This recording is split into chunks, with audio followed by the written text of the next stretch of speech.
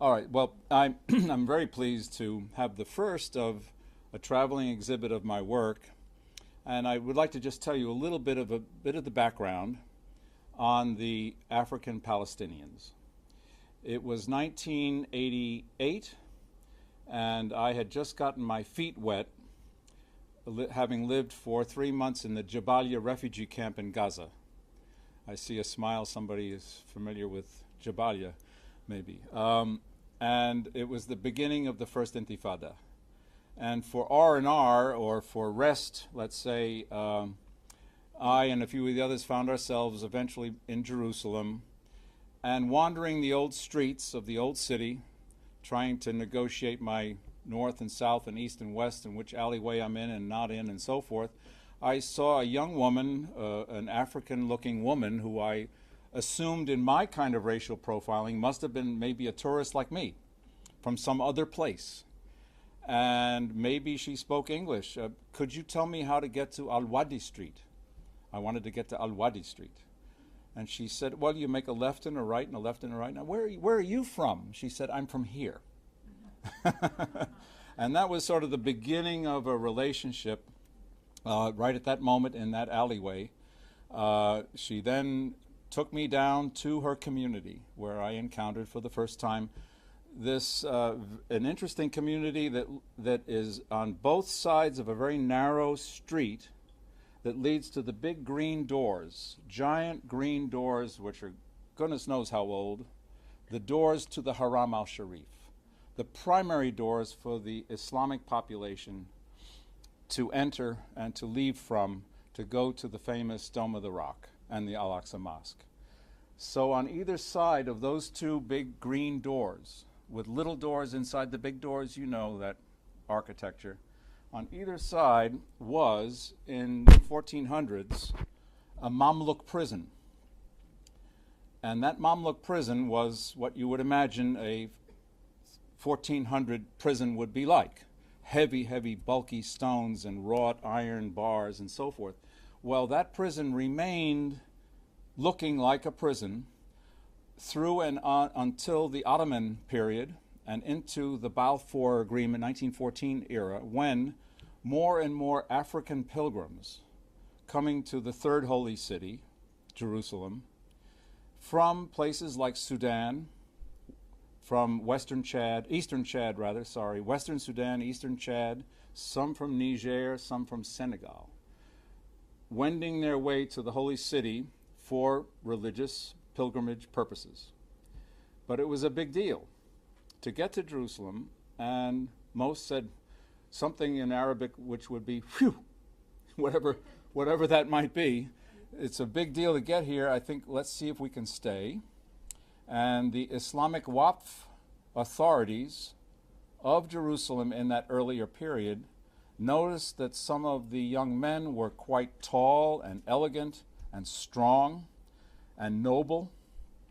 And why don't we call you the guardians of this mosque?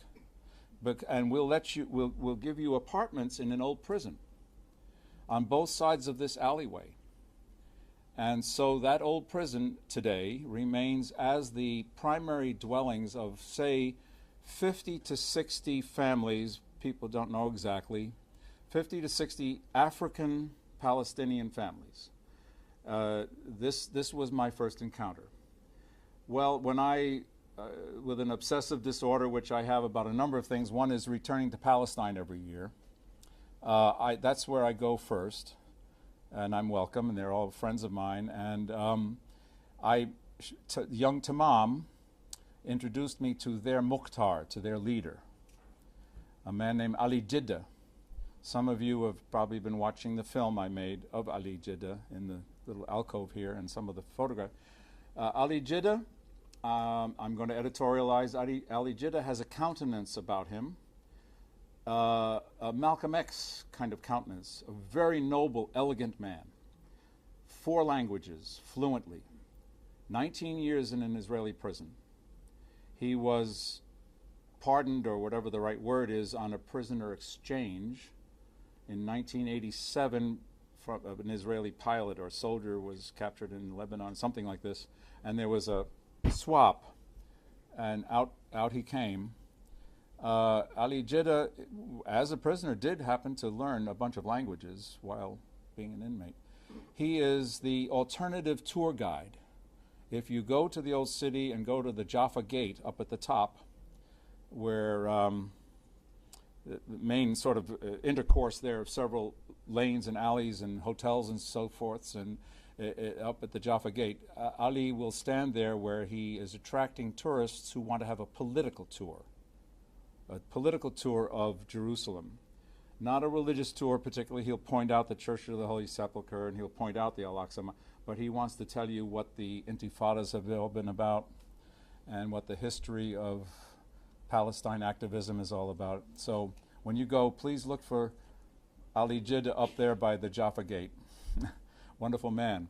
So that's basically how I became involved with the community. But then, having a history as a teacher in a school system where I come from that pats itself on the back for being one of the first public schools in the United States to initiate the Brown versus Board of Education desegregation plan way back. And I and one of my comrades over here, very familiar with this school district, everything we taught and listened to and learned and breathed, and every teacher's luncheon, every classroom, every bell ringing had with it the tonal quality of the history of racism in America. And one's consciousness becomes tuned and polished when that's all the time, every day, part of what we're all about. And we see how this happens with our most recent election a second time. With that power out, I needed something positive in my life. So Tuesday was one positive thing that happened last week, I must say. Stumbling on the African population in Jerusalem and discovering that many people, scholars included in my own community, even scholars of the African diaspora, were not aware of this community. Well, I had people telling me, well, when I go there, when they say there, frequently the there they're talking about is Israel. When I go there, Andrew, I know they're from Ethiopia. No, I'm sorry, I'm not talking about that community. Well, when I go there, I'm talking about the African Israelites who came from Chicago in '68. No, I'm not talking about the community. Or the recent Darfur South Sudanese Africans that are trying to cross the border near Rafah and so forth. No, I'm not. So this is a community that's little known, and interestingly, even amongst Palestinians. Now, we had a question earlier out here by the desk. Someone raised the question, well, now, when did they consider themselves African Palestinians? Is this a new notion amongst them? And in fact, it is on signage.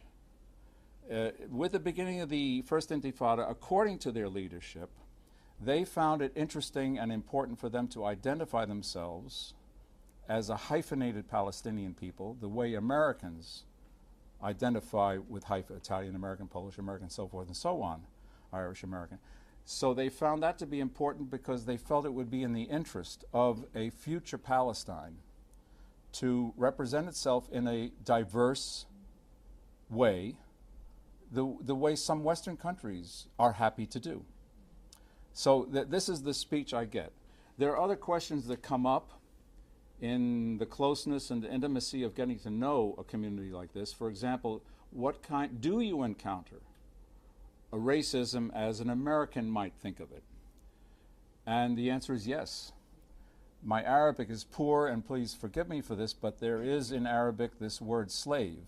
Who can tell me what that word is? I don't remember it myself, but Abi, is it? Okay. Abid? Abid, okay. Okay, okay. All right. Well, but this apparently, according to my friends in this community, this term is used in a pejorative way among Palestinian folks and elsewhere, and they know when they hear it.